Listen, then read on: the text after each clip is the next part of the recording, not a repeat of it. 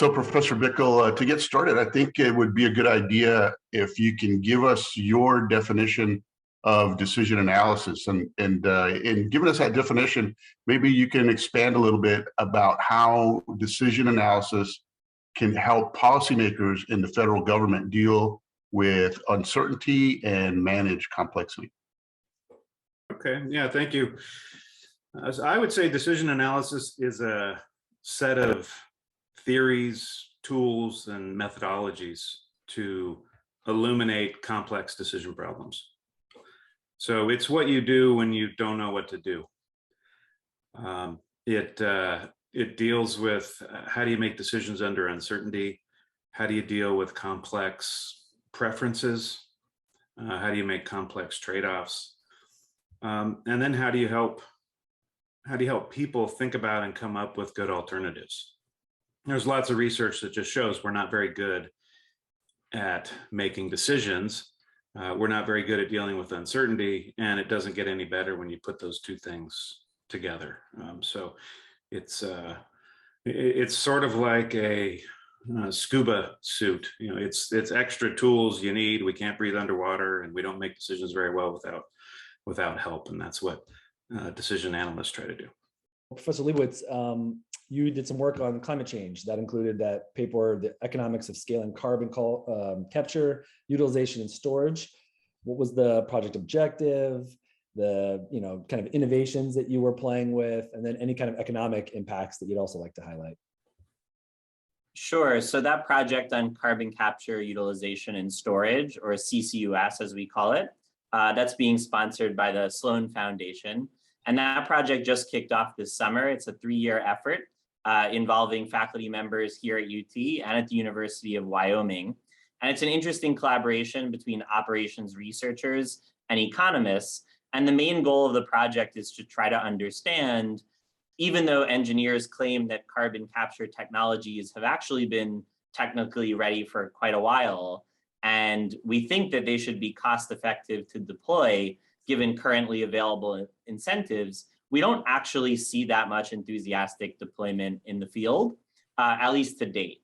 So our project is really an effort to try to understand the discrepancy between what our cost estimates suggest should be deployed versus what we actually observe, and to try to see whether there are more effective policy approaches we could implement than the tax credits which are now available. So as part of that project, I'm working on 2 particular tasks. One of them is to build an optimization model to figure out how to best build out an infrastructure for carbon capture, utilization, and storage by selecting CO2 point sources where you'll capture the carbon, building out a pipeline network to transport it, and then sequestration sites where you can inject that carbon dioxide into the ground. And specifically, we're going to go beyond existing models by trying to build in risk aversion, where you don't know the future policy environment and you're trying to make investment decisions under uncertainty. And that's to explore our hypothesis that this policy uncertainty is partially responsible for the lack of deployment that we observe. Then in the second project, we're going to build a multi-agent model to explore whether coordination problems among the multiple actors who would have to be involved in this infrastructure development are another cause of the low deployment that we see. So that's a model that's going to have different players in the market, each optimizing with respect to their own objectives to explore how the market would develop under different policies. Then there's other parts of the project as well, but those are the main ones that my students and I will be working on. Professor Bickle, in the last few years, we've seen a lot of changes in the marketplace with regard to decision analysis, data science, and mostly what we've observed on a regular basis is an increasing availability and marketing of AI solutions. And I'm wondering if you can talk about the intersection of AI solutions and decision analysis. To what degree are they distinct tools and tool sets? And how can decision makers choose the right tool, decide whether they should be leaning towards more of an AI solution, if they need a decision analysis tool, if there's any difference, or maybe it's just the marketing that they're seeing? Okay, yeah, thank you, Serge. That's a great question. And this is one reason we named our center Center for Decision Analytics, because it's all about the decision making at the end of the day. Why do we care about data and analytics? It's because we have a decision to make. And so I think it's quite important to take a step back and think about the elements of a decision. What does it mean to make a good decision? And there's really three, any decision has three components. Any decision you've made personally or professionally. You have your alternatives, what you can do. You have your information, what you know or don't know. And then you have your preferences, which is what you want. So what you can do, what you know, and what you want. And decision analysts elicit those elements of what we call the decision basis, and then think straight about it. And so by doing the right reasoning, we break complex decision problems into those three components, and then we put it back together using math and analytics. I would say for the most part, what people think of as analytics, right, or data mining, is really only the second component. It's what do we know, or what don't we know? It's quantifying that particular element. And that's necessary, but it's not sufficient to make good decisions. To make good decisions, you have to have good alternatives. And as far as I'm aware, that's a human endeavor still at this point, thinking about different alternatives. And you have to be clear what you want. And some decisions are complex because there's multiple objectives, especially decisions in the government. But I see operations research, decision analytics as being broader than quote AI, and AI addressing an important element of it, but it's not sufficient. Some people have a view, if we just squeeze the data hard enough, the decision's going to pop out. That hasn't been my experience, really, that there's still a big role for the decision maker to play. Yes, and I think we are seeing some decision makers that are hoping for an easy button that's powered by their data, where they can press the tool and have the decision made for them.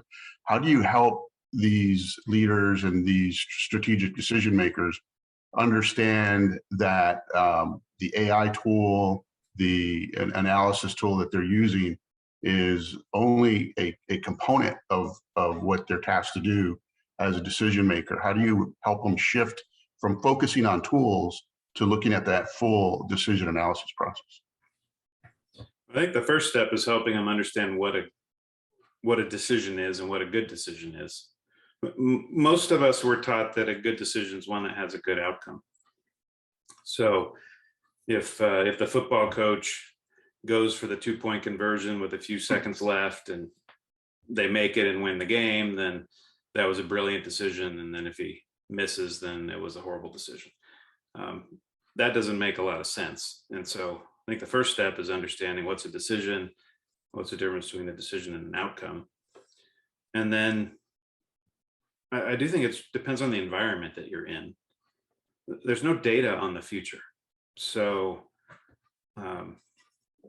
if you're in an environment where the decision is very repetitive, like issuing somebody a credit card, then perhaps we can really automate that, or we need to automate it in order for it to be economic for us we can't spend time analyzing each application. But if it's a really big decision, where to invest, or choosing new military hardware system or something, in that case, I think it's worth spending the time. And I think it's really hard to automate those more unique types of decisions. Let's continue on that thread, because in the federal government, we see leaders that are being faced with challenges to make similar decisions. But if we take this lens of decision analytics, how do we apply that to some executives in the federal government who might not have the deep technical experience and background to lean on? Can either or both of you respond to that question? I mean, ultimately, it'll get them more of what they want. So I think it's quite hard to argue with, let's think about this hard problem carefully. I mean, that's essentially what decision analysis is. Like it's really critical thinking skills. Let's think about this hard problem carefully. Talk to them about what makes it hard. Why is it a difficult choice for them? What keeps them up at night? And once you get them to start having that conversation, then you're in the door, and then you've got to show them how your thinking and your tools can help bring some structure and some clarity to their problem. I think in the government, it's often complex trade-offs which make things challenging. Maybe a different military system, and you have different attributes that you're trading off, range and carrying capacity and so forth. And so just understanding which of those objectives are really their fundamental objectives that they're trying to achieve, which are things that are maybe more means to an end,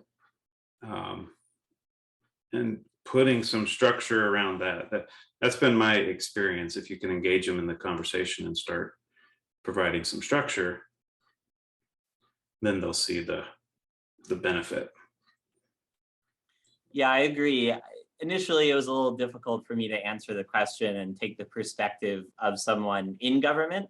But I think at least as researchers, I can sort of piggyback off of what Eric just described, which is that really we can illuminate trade-offs, I think is sort of a major role that we can play. So a good example actually from my current research is there's a lot of discussion about making the electric grid more reliable, especially given what happened here in Texas back in February.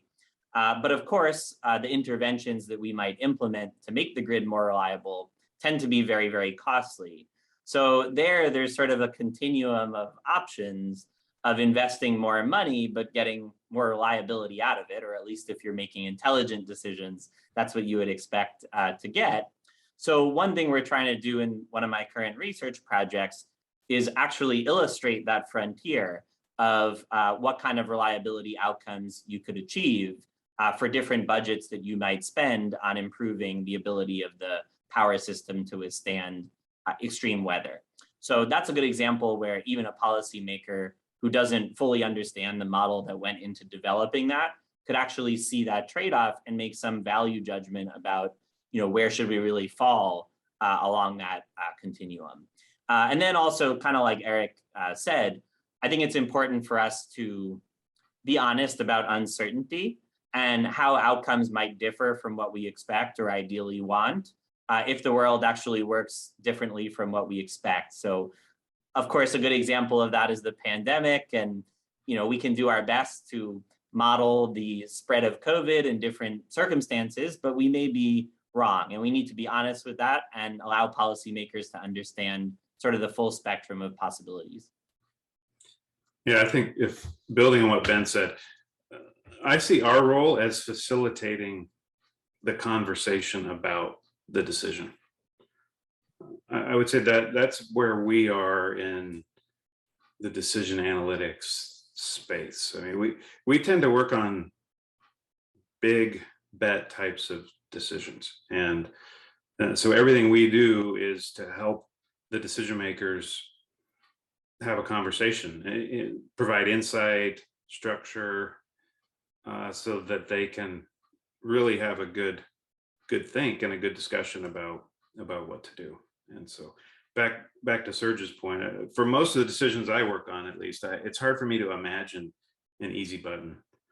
I mean, if you could make an easy button, then maybe they would have made it already, right? I mean, it's a really hard decision that they've been facing, and that's why I've been called in usually. Yeah, so on that point, I know this goes into some of the questions that follow as well, but I think it's important to understand the difference between a decision that could or should be fully automated versus decisions that really require either a much more high-level structural model in order to recommend a decision, and then also ideally, right, should be filtered through the expertise of human beings in order to actually finally decide what to do.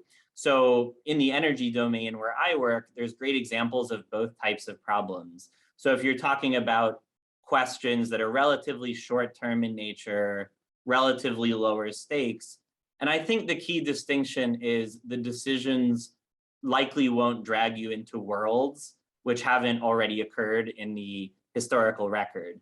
So if you're thinking about like how to dispatch your power system tomorrow, right, you can learn to forecast tomorrow's wind turbine output, solar panel output, electricity demand schedule, because we assume that tomorrow will be roughly like the past with respect to all of those important drivers of your decisions about how to operate the electricity system tomorrow. However, a lot of the decisions I work on, and I know these are the decisions that also interest Eric, are about whether to implement various policies and strategies which have never been implemented before. And that's where, of course, the AI gives you useful input data for those models, but you really need a structural model that encodes domain knowledge about how the system you're modeling works. So that could be an understanding of which power plants need to be on and when, or how does the economy work to determine future demand for electricity, or when we impose a tax on greenhouse gas emissions, how would that actually cause agents in the economy to respond, or maybe change the types of power plants that they invest in? So to me, that's really the key distinction. Is, are the actions that you take going to create worlds which have never existed before? And that's where I think you need more than this narrowly defined AI. And that's where I think these extra elements of decision analytics and operations research can really complement that AI focus. To expand on that thought and the foundation we have so far. So we've established the difference between AI tools and the decision analysis process. We've talked about how some decisions can be automated, but others really need to benefit from the complete end-to-end process. I think some of our federal government decision makers are drawn to these AI solutions because they deal with fast-paced complexity every day, and they're making a lot of decisions. And their hope is that they can turn over some of that process to well-informed models to help them keep up with the environment. We often see organizations in the federal government sort of get behind their environment and the events that they deal with on a day-to-day basis. So if we understand the fact that a lot of decisions really need a deliberate human-in-the-loop end-to-end decision analysis process, how can we help that decision maker and his or her staff get faster with their decision analysis process and keep up with that fast-paced complexity, where their expectation might be that they could just completely hand over the decision-making process to an AI tool? How do we help them get better while keeping the human in the loop and employing the right tool at the right time? So I think one is a good project would be to create something we call a decision agenda, which is what are all the decisions coming down the pipe here, and how should those decisions be analyzed or addressed, and triage them. So some certainly perhaps can be automated, right? Maybe some can be deferred, some can be automated, and some need some additional level of analysis. So I think that's the first thing, is to understand just what kinds of decisions you're dealing with and in what kind of environment. It's definitely not one size fits all. I think for the kinds of decisions that Ben and I both like, how to get faster. I think the way to get faster is to make sure you're working on the key issues of the problem. And that's something that attracted me to the field to begin with. It's very much of an engineering approach to decision making. It's let's think about the system. Maybe it's an economy, or maybe it's a company, or introducing a new product or something. And let's build a simple representation of that to start, some kind of a simple model. let's do sensitivity analysis to figure out what are the key elements of that, and then let's go deeper into those components. And we're done when we have clarity, when we know what decision to make. There's a natural stopping point when it comes to decision analysis. You're done when you know what to do. And that's quite different than, it's very much of an engineering approach. It's quite different than science, I think, which is more, we want to learn, right? And you can always learn more and more, but engineers are very action focused, and they take shortcuts that have been tested and so forth, but they do just enough to make the choice. And I think that's how I view decision analysis, and that's how I think you go quick. You have to keep a decision focus. This is another, sorry, Ben, but another point that I often talk about in my class. If you have a valuation focus, you will never end. The work will never end, right? If I ask you what weighs more, this iPhone or this pen, that's really easy for you, right? You say the iPhone weighs more. But if I ask you, how much does the iPhone weigh? That is a harder question, right? We could spend the next year getting more and more accurate estimates of the weight of the iPhone. We could take it to the physics department, and we could take it to the National Institutes of Standards and get more and more accurate estimates. But that's not what we do as decision analysts. We're trying to decide which way to go. And that's different than trying to figure out exactly how good is each direction, which is quite a bit harder. One other thing I'll say on that front, as far as trying to actually implement fast and effective solutions, is that it strikes me that in practice settings, a very important aspect of that is making sure that all aspects of this decision-making process are aligned and synced up to work together.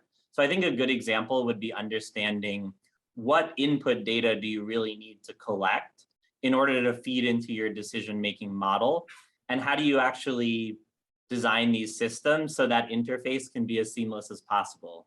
So one example that just popped into my head is, imagine you're the post office, and every day you face a very complex operations, logistics, classical kind of OR problem, where you have pieces of mail that arise at various places and need to get to various other places within certain timelines. And you're trying to do so either at the least cost, or given your budget, you're trying to do so as effectively as possible.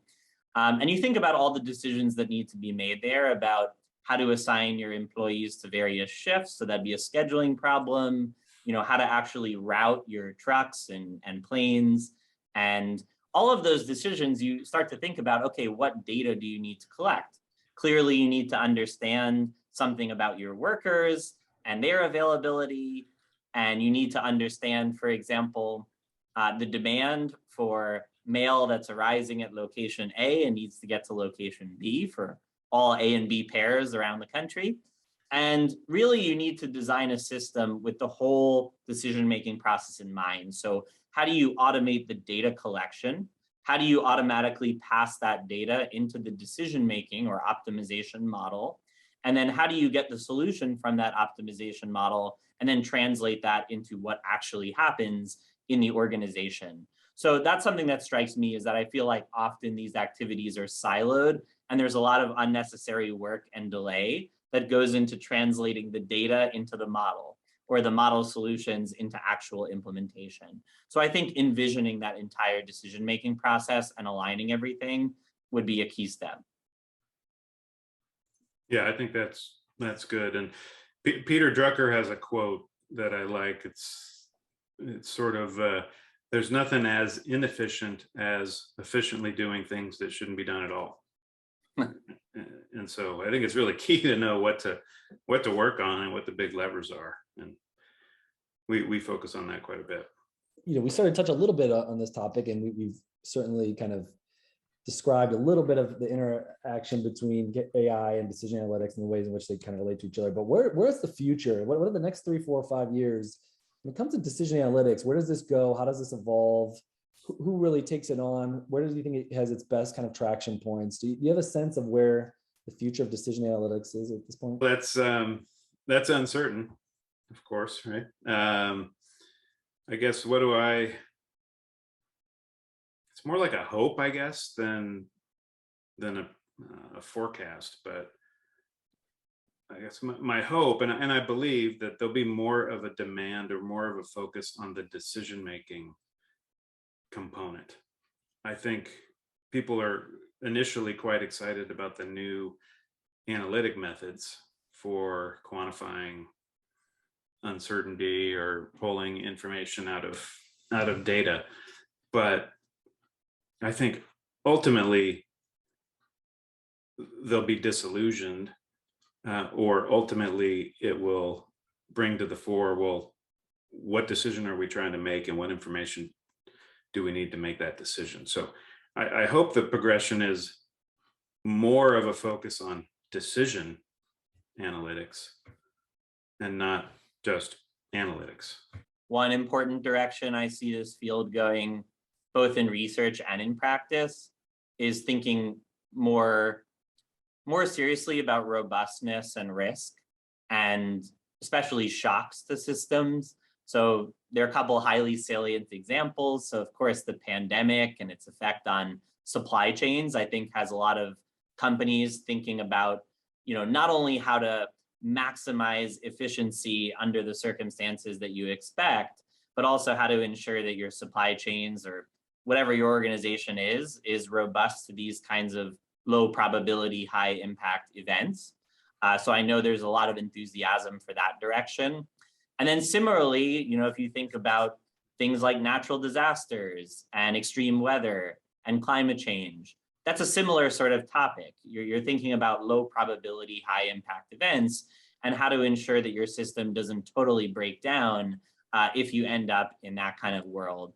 And I can think of lots of other examples, but I think that's a general theme is, for a while we've focused on making our systems as efficiently as possible, operate as efficiently as possible, possibly without enough thought about what happens if the world is a bit different than the input data that you gave to your model. So I think that's likely an important direction.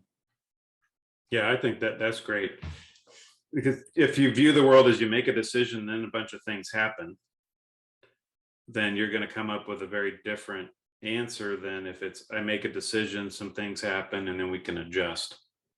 So decision analytics, like what to do, depends a lot on the context and the industry that you're in. And I think government is quite different than most private enterprises. So if you're working, let's say, for oil and gas or pharmaceuticals, the objectives are usually clear. What we're trying to do, we're trying to maximize shareholder value, broadly defined, right? Long-term shareholder value. So we want to figure out which project is the most profitable.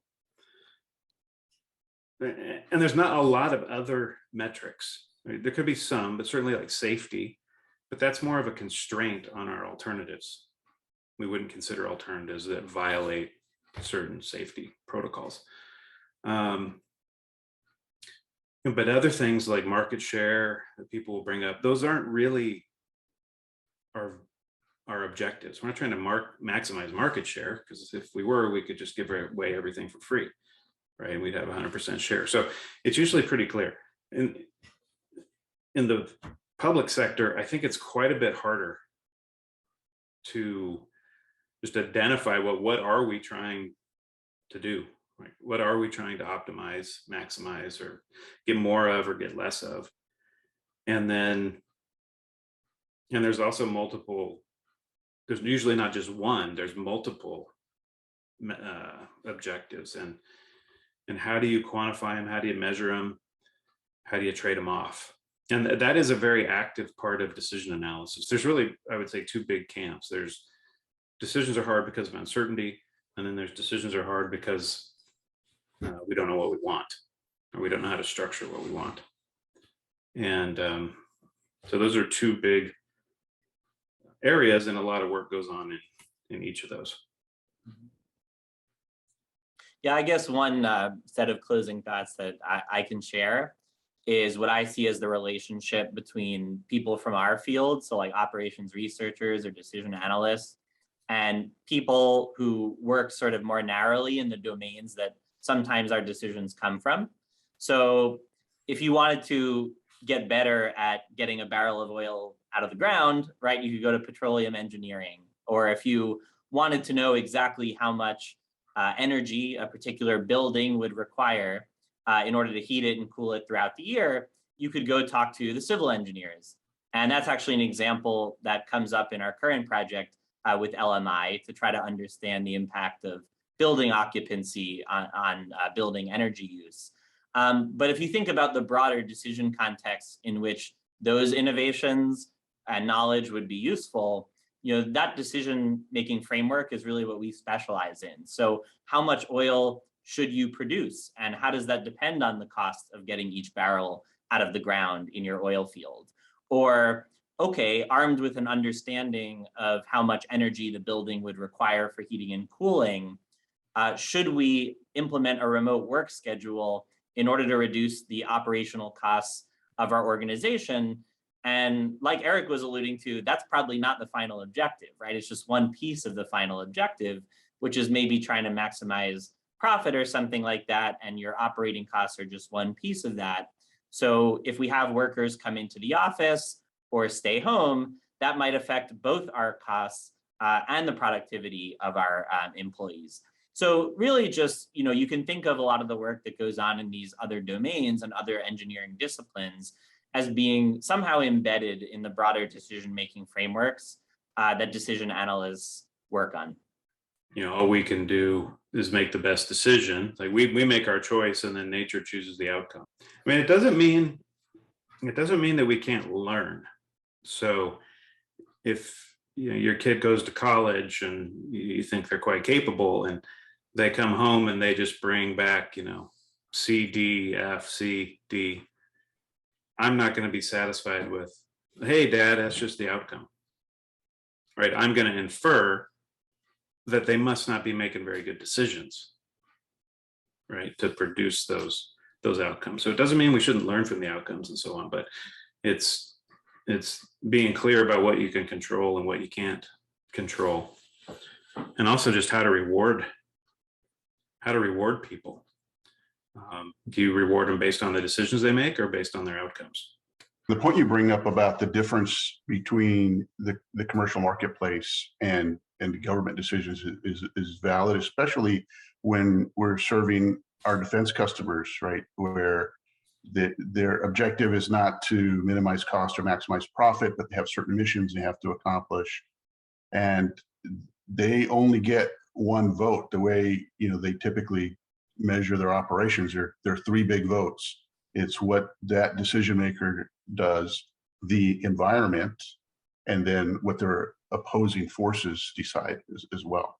So there's a continuous, and in the military, we still talk about Colonel Boyd's OODA loop: observe, orient, decide, and act, where there's a loop of decision making that is always ongoing. So that is a clear distinction where we can't just say we're done because we maximize profit for the quarter, and we can package up our decisions with a nice bow. It's a messy process, and even in retrospect, it's hard to unravel what was caused by the input of the decision making process and what was brought on by the other two factors. Mm-hmm. Yeah, that framework that you mentioned sounds great. Very similar to the decision analysis cycle, what we call. I get another important concept. I don't know just if we're just talking, but I think sometimes people will say people don't really make decisions the way that you're saying they should. And sort of, well, then it's, and it's not right then, because humans don't make decisions in this way. And I think it's important. Another distinction is descriptive versus normative. We're saying how you should choose, not how people do choose. People make lots of mistakes. There's lots of research to back that up. we don't do a lot of things well naturally. We don't fly, right? We don't breathe underwater. We can't detect radioactivity, but we build tools to help us. And so decision analysis is the same thing. I view it like, like a scuba suit for making hard decisions. And so sometimes that gets confused among my students, and then even among some academics. People don't really do it this way. Well, that's the point, right? If they did it this way, then we wouldn't need a course probably.